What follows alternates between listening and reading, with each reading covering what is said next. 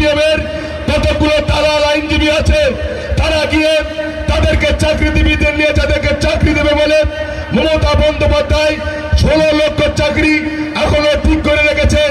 BJP আজকের অনেক অনেক বড় কথা বলেছেন। সেই বিজেপি নরেন্দ্র মোদী বলেছিল বছরে 2 কোটি চাকরি দেব, বছরে 2 কোটি চাকরি দিলে 10 বছরে 20 কোটি চাকরি। সেই চাকরি আজ কোথায় গেল?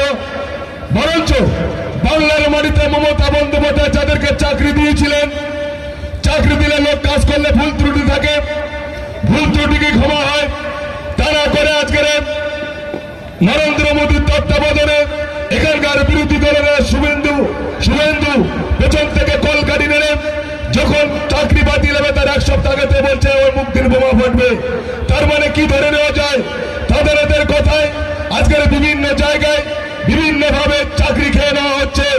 তার বিরুদ্ধে মমতা বন্দ্যোপাধ্যায় গর্জে উঠেছেন যে জুমলা পার্টি যারা চাকরি দিতে পারে না তারা চাকরি খেয়ে নেয়, পাশাপাশি কিন্তু আইনের বাধ্যবাধকতায় তিনি চাকরি দিতে পারছেন না। এই যে লাল পার্টি আজকের ইনকিলাব জিন্দাবাদ, আমরা খাবো তোমরা বাদ, এইভাবে সারা কল কারখানা লাল ঝান্ডা দিয়ে তারা মুড়ে দিয়ে আজকের স্তব্ধ করে দিয়ে বন্ধ করে দিয়েছিল।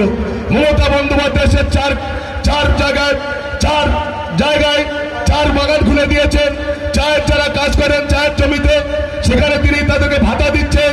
আর এই সরকার, বিজেপি সরকার বিভিন্ন ভাবে পশ্চিমবঙ্গকে বঞ্চিত করছে। তার বিরুদ্ধে গর্জে উঠতে হবে যুবক ভাইদের। মনে রাখতে হবে আইএসএফ বলে কিছু ভারতের মাটিতে আর নেই।